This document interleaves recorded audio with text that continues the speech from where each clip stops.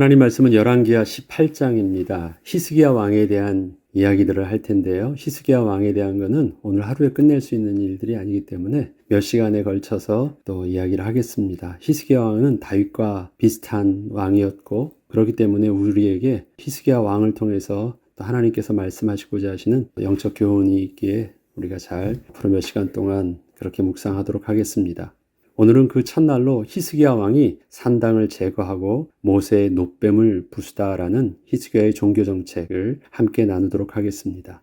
유다 왕 히스기야는 남유다 왕국의 역사에서 하나님을 매우 잘 섬겼던 왕이었습니다. 그의 경건은 다윗과 다르지 않았다고 성경은 증거하고 있습니다. 본문 18장 3절로 7절에 보면 히스기야가 그의 조상 다윗의 모든 행위와 같이 여호와께서 보시기에 정직하게 행하여 그가 여러 산당을 제거하며 주상을 깨뜨리며 아세라 목상을 찍으며 모세가 만들었던 놋뱀을 이스라엘 자손이 이때까지 향하여 분향함으로 그것을 부수고 느후수단이라 일컬었더라. 히스기야가 이스라엘 하나님 여호와를 의지하였는데 그의 전후 유다 여러 왕 중에 그러한 자가 없었으니 곧 그가 여호와께 연합하여 그에게서 떠나지 아니하고 여호와께서 모세에게 명령하신 계명을 지켰더라. 여호와께서 그와 함께 하심에 그가 어디로 가든지 형통하였더라. 히스기야 왕의 행적이 역대 유다의 왕들과 분명한 차이가 있다면 역대 왕들도 여호와 보시기에 정직히 행하기는 하였으나 다윗의 행위와 같았느냐는 것에 대해서는 늘 아쉬움이 있었지만 히스기야의 경우에는 그 정직한 행위와 더불어 다윗과 같이 그 마음도 하나님과 합하였다는 것입니다. 그리고 그는 역대 왕들이 끝까지 제거하지 못했던 산당을 마침내 제거하였을 뿐만 아니라 그동안 모세 시대부터 계속 보관하며 분향을 해오던 모세의 놋뱀마저도 완전히 부숴버리고 단지 놋조각에 불과하다는 그 의미의 느후수단이라 백성들에게 일컫게 할 정도로 그의 종교개혁은 아주 분명했고 아주 특별했습니다. 히스기야의 이러한 개혁의 모습에 대하여 본문은 역대왕 중에서 다윗과 견줄 만한 유일한 자였다고 증거하고 있습니다. 히스기야가 이스라엘 하나님 여호와를 의지하였는데 그의 전후 유다 여러 왕 중에 그러한 자가 없었으니 곧 그가 여호와께 연합하여 그에게서 떠나지 아니하고 여호와께서 모세에게 명령하신 계명을 지켰더라. 특별한 모습을 이렇게 계속 말하고 있는 것입니다. 이처럼 히스기야의 개혁에는 역대 왕들과는 다른 분명한 영적 지식에 근거한 결단이 있었음을 알 수 있습니다. 사실 산당과 모세의 놋뱀은 이스라엘 백성들에게 있어서는 그동안 조상 때부터 별 문제 없이 전통적으로 그들의 삶 속에서 함께하면서 섬겨오고 있었던 것들이었는데 히스기야는 이러한 산당과 또 그 안에 있던 모세의 놋뱀을 과감히 제거해버리고 부숴버린 것이었기 때문이었습니다. 이러한 히스기야의 종교 개혁 정책은 이스라엘의 장로들과 백성들에게 충분히 반발을 살 만한 일이었고 왕이 정확한 이유와 명분을 말해주지 않으면 아무리 왕이라 할지라도 제대로 감당할 수 있는 일이 아니었기에 히스기야의 이러한 종교 개혁에는 특별한 하나님의 섭리와 또 은혜가 있었음을 알 수 있습니다. 어떻게 수백 년 동안 보물로 간직하며 분향을 하고 있던 그 모세의 놋뱀을 단지 놋조각에 불과하다고 하면서 부서뜨릴 수 있었을까요? 우리가 생각해보면 이 전통이라는 것은 우리의 조상들과 우리의 부모님들이 마땅히 그렇게 하고 있던 일들을 우리는 태어나면서부터 보고 자란 것들이기 때문에 일반적으로 전통적으로 내려오는 습관과 형식들은 아무런 비판 없이 당연히 그렇게 해야 하는 줄 알고 그렇게 따르는 것들이었지만 히스기야는 그렇게 수백 년 동안 분향하여 이어져 오던 모세의 놋뱀을 단지 놋조각에 불과하다고 하면서 백성들 앞에서 부숴버린 것이었습니다. 당연한 것이었잖아요. 그런데 왜 히스기야는 그거 문제 있는 것이라고 말하고 그렇게 신성시하던 것들을 놋조각에 불과하다라고 그렇게 쉽게 말하면서 부서뜨릴 수 있었을까요? 놋뱀이라는 것이 어떤 것입니까? 이스라엘의 위대한 지도자요. 하나님께 직접 말씀을 받아 율법을 기록하였던 그 모세가 직접 만들어서 또 이스라엘 백성이 하나님의 구원을 그 놋뱀을 통해서 얻었던 것 아닙니까? 산 역사와 증거가 있는 중요한 또 성물인 것입니다. 그런데 그 모세의 놋뱀을 단지 놋조각에 불과한 것이라고 하면서 쓰레기 취급할 정도라면 각 지역마다 산당에 모셔두고 분향을 하던 다른 이방의 우상들과 특별한 상징물에 대해서 히스기야의 생각은 어떠하였을까요? 이것은 단순히 그냥 그의 마음이 그게 싫다 정도가 아니라 분명한 이유가 없으면, 지금 우리 표현으로 하면 정확한 영적 지식이 없으면 그렇게 할 수 없는 행동인 것입니다. 히스기야가 산당과 모세의 노뱀마저도 완전히 제거할 수 있었다는 것은 이스라엘의 영적 타락의 근본 뿌리를 정확하게 알고 있었다는 것이었고, 우상에 대하여 그가 어떻게 생각을 하고 있는지 정확하게 알 수 있게 합니다. 그리고 이러한 영적 지식은 그가 하나님과 연합함으로 하나님이 믿음의 눈을 열어주시고 개혁할 수 있도록 형통케 되는 복을 주셨기 때문에 가능한 일이었습니다. 영적 지식은 믿음의 눈을 하나님이 뜨게 해주셨기 때문에 가능한 것입니다. 그리고 하나님이 그렇게 되어줄 수 있도록 그가 마음의 생각만 하면 뭐예요? 하는 그 일들과 그의 품은 마음대로 그렇게 되어질 수 있도록 하나님께서 모든 문들을 열어주셨기 때문에 가능한 일이었습니다. 그러나 여기서 히스기야의 형통함은 단순히 나쁜 일이나 고난이 없었다는 말은 분명히 아닙니다. 오늘 우리가 첫 번째 시간에 히스기야의 하나님 앞에서의 개혁을 바라보면서, 그러니까 하나님께서 형통케 하셨다라는 것으로 그 개혁을 통한 하나님의 축복을 말하고 있는데, 그 형통함의 비밀이 단순히 이제 고난이나 어려움은 없어지고 히스기야 왕 때는 잘 살게 되었다, 그런 것이 아니라는 것을 우리가 오늘 히스기야의 또 종교개혁의 하나님의 은혜를 통해서 또 우리가 잘 명심하고 보아야 될 것입니다. 그의 형통함은 하나님께서 어떤 상황, 어떤 형편에서든지 언제나 히스기야와 함께하여 주신 것입니다. 어떤 것이든지 잘 되게 되었다가 아니라 어떠한 어려움과 힘든 상황이 있더라 할지라도 하나님이 함께하여 주셨다는 것입니다. 그래서 그 상황들을, 그 고난을 능히 감당하게 하시고 이기게 하여 주셨지 없게 하여 주신 것이 아니라는 것입니다. 이것을 바울 사도는 이렇게 표현합니다. 그리스도와 함께 영광도 받지만 고난도 받아야 할지니라 하면서, 그 고난 속에서 바울이 선교 사역을 할 때 그에게 있었던 수많은 고난들을 그는 이렇게 표현합니다. 내가 가난에 처할 줄도 알고 부하에 처할 줄도 알지만 내게 능력 주시는 자 안에서 내가 모든 것을 할 수 있다라고 고백한 것입니다. 그 말은 무엇입니까? 가난할 때도 있었다는 것입니다. 또 죄수의 몸으로 있었을 때도 있었습니다. 그러나 그것과 상관없이 내게 주셨던 하나님의 사명과 은혜들을 감당함에 있어서는 그것이 문제가 안 되었다라는 것입니다. 문제가 안 되었다라는 부분들은 내게는 그런 것이 없었다라는 말이 아니에요.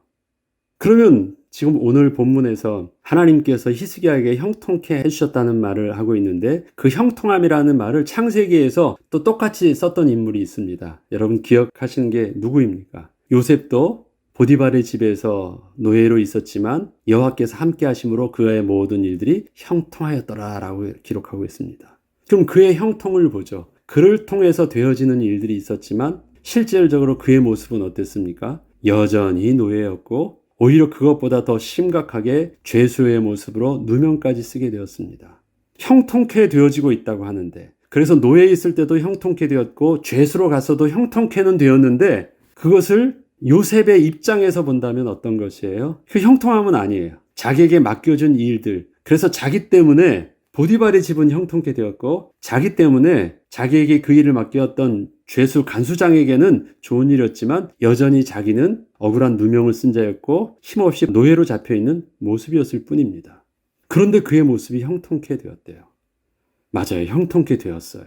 그래서 마침내 하나님께서 은혜 주시기까지 그의 과정들은 있었지만, 그렇기 때문에 우리가 형통함이라는 그 말을 들을 때 고생 끝 행복 시작, 이렇게 단순히 말하지 말고 하나님의 섭리 속에서 하나님의 백성에게 주시는 형통함을 새롭게 바라볼 수 있고 그 의미에 대해서 새롭게 이해할 수 있어야 되겠습니다. 또 한 명을 더 보자면 또 누가 있습니까? 다윗을 들 수 있죠. 다윗도 하나님께서 그의 모든 것들을 지키고 보여주셨어요. 하나님이 함께 해주시는 증거들이 그의 가는 곳마다 있었어요. 절대 다윗을 잡을 수가 없었어요. 고생할 때도. 그런데 다윗은 오랜 기간 쫓겨다니면서 고통 속에 있기도 했어요. 형통함은 있는데 고난도 있어요. 고난은 없어지지 않는데 형통함이 계속되어져요. 히스기야 왕의 모습도 그러한 형통함의 비밀이 있다라는 것입니다. 이처럼 히스기야 왕도 하나님과 연합함으로 하나님이 주시는 형통함의 비밀이 있었지만 이스라엘을 향하신 하나님의 구원의 섭리 속에서 스스로 감당해야 할 왕으로서의 통치에는 단지 아무런 고통이 없이 이스라엘이 잘 살게 되는 형통함만이 있을 수는 없었던 것입니다. 요셉의 형통함이 있지만 요셉의 고난이 왜 필요합니까? 결국 그것이 하나님의 백성을 모두 다 애굽으로 오게 하신 하나님의 큰 구원의 섭리 속에서 이루어진 것. 그렇기 때문에 나중에 요셉이 그러한 하나님의 섭리를 이해하고 하나님께서 나를 형들보다 앞서 보내시는 이유가 있어서 그렇게 되어진 일들이니까 형들이여 걱정하지 마시옵소서 말한 것 아닙니까? 다윗도 마찬가지죠. 왕되게 하시는 하나님의 분명한 섭리 속에서 그가 이루어진 일들이 맞지요. 지금 그렇다면 히스기야 왕의 형통함의 비밀 속에서도 그가 왜 고난 속에 있을 수밖에 없었습니까? 우리가 지금 열왕기서를 통해서 북이스라엘과 남유다의 모습이 상황이 어떻습니까? 영적으로 계속해서 타락과 타락을 통해서 더 이상 그 마음에 생각하는 것이 하나님의 선함이 없을 정도로 하나님이 한탄하시는 하나님의 마음이 근심케 되어지는 하나님 백성들의 영적인 타락의 모습 속에서 또 이스라엘 멸망의 거의 말기에 이른 상황 속에서 일어나는 히스기야 왕의 형통함인 것입니다. 그러면 히스기야 왕 개인과 히스기야에게 왕적 사명을 주셔서 그를 통해서 하나님의 백성을 향한 구원의 섭리를 이루는 하나님의 시간표 속에서는 어떨까요? 이것은 저와 여러분이 내 개인의 시간표와 나의 가정의 시간표와 우리 교회의 시간표 속에서 나를 향하신 하나님의 함께하심과 형통함의 비밀들을 우리가 볼 수 있는 그러한 영적인 안목과 믿음의 눈을 우리를 뜨게 하는 것입니다. 당시 북이스라엘과 남유다의 영적 상태를 보자면 히스기야 통치 4년에 북왕국 이스라엘 아수르에게 먼저 멸망하게 되었는데 그 멸망의 이유를 하나님 여호와의 말씀을 듣지 아니하고 그의 언약과 여호와의 종 모세가 명령한 모든 것을 따르지 아니하였음이더라라고 성경은 증거하면서 이러한 시대적 배경 속에 히스기야 왕이 감당해야 하는 그 대리 통치자로서의 왕적 사명이 특별한 것임을 보여주고 있습니다. 북이스라엘이 멸망하고 10년이 지난 후에 이번에는 아수르가 남유다의 성들을 치기 시작하였습니다. 이때의 히스기야는 하나님의 성전과 왕궁의 기둥과 문에 입힌 금까지 모두 벗겨서 금과 은을 마련할 정도로 엄청난 양의 조공을 아수르 왕에게 보내며 군대를 되돌려 부탁을 하는 상황이 오늘 나옵니다. 위기가 온 것이에요. 북이스라엘은 이미 멸망했고 그 다음에 또 남유다도 히스기야 왕이 아수르 왕에게 조공을 바치지 않고 이젠 나는 당신들 따르지 않겠다고 당당하게 말하니까 남유다도 이제는 멸망하려고 쳐들어온 것입니다. 그동안은 당당하게 믿음으로 남유다의 히스기야 왕이 아수르 왕에게 당당하게 대적했지만 막상 모든 군대를 이끌고 아수르가 쳐들어왔을 때 사실 히스기야 왕 입장에서는 대책이 없었습니다. 그래서 너무 급해서 예루살렘 성까지 들어오기 전에 변방의 유다의 성들을 치기 시작하니까 자기에 있는 모든 왕궁과 성전에 있던 모든 금과 은 그것도 부족하니까 자기가 직접 성전을 개혁하면서 다 붙였던 성전에 있던 것 다 긁어가지고 갖다 줬어요. 내가 이만큼 줬으니까 이제는 쳐들어오지 말라고. 그리고 다 준 거예요. 이거는 앞에서 히스기야 왕의 모습과는 좀 다르죠? 떤 거예요, 미리. 왜냐하면 북이스라엘이 멸망한 걸 봤거든요. 자기는 북이스라엘에 비하면 10분의 1밖에 안 되는 숫자인데 이건 뭐 더더욱 답이 없었던 것이에요. 그래서 그가 하나님 앞에서 올바랐음에도 불구하고 현실적 두려움 앞에서 그는 그렇게 행동할 수밖에 없었습니다.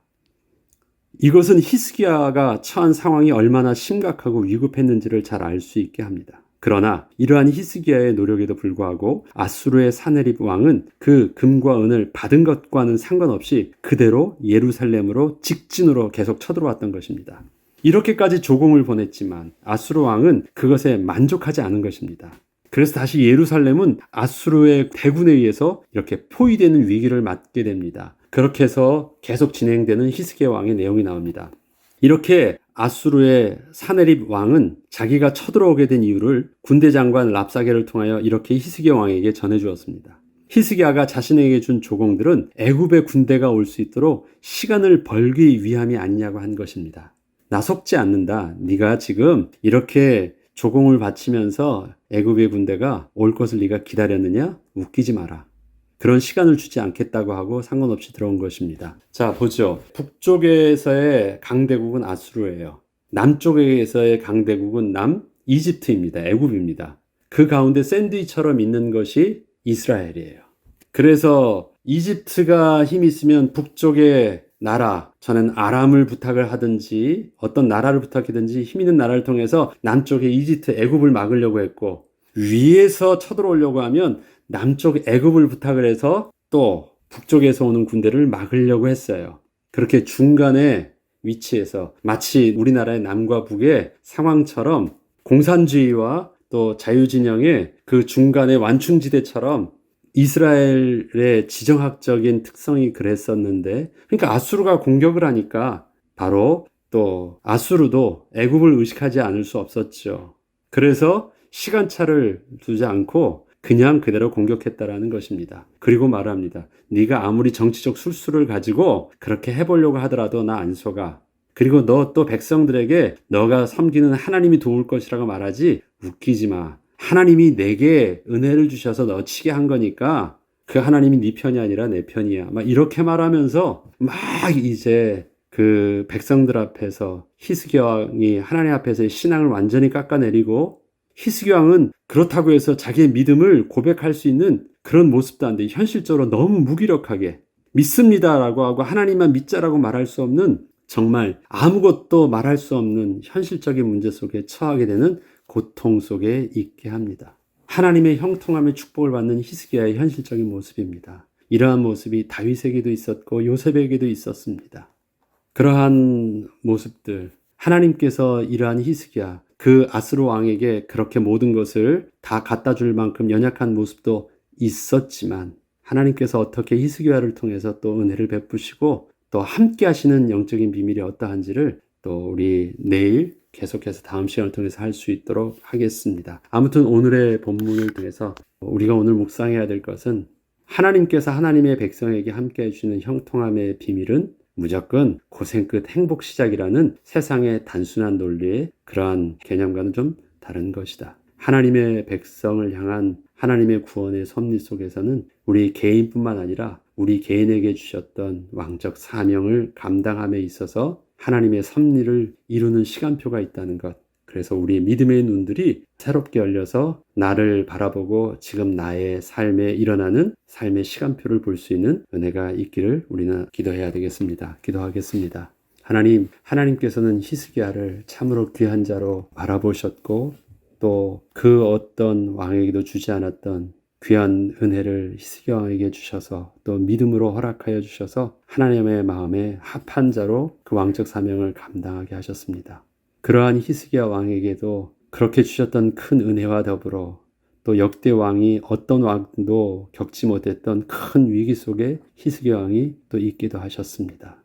형통케 하셨던 하나님의 은혜가 히스기야 왕에게 있어서는 어떻게 더 은혜로 와닿는지 단순한 우리의 삶의 상식으로는 잘 이해할 수 없었지만, 하나님 히스기야 왕을 통해서 우리를 향하신 하나님의 섭리를 또 새롭게 깨닫고 새롭게 믿음의 눈을 열어볼 수 있도록 은혜를 더하여 주옵소서. 또 우리에게 지금 일어나고 있는 사건과 어려움과 또 현실의 문제 앞에서 하나님의 온전한 인도함을 받는 은혜가 있게 하여 주옵소서. 감사드리며 우리 주 예수 그리스도 이름으로 기도합니다. 아멘.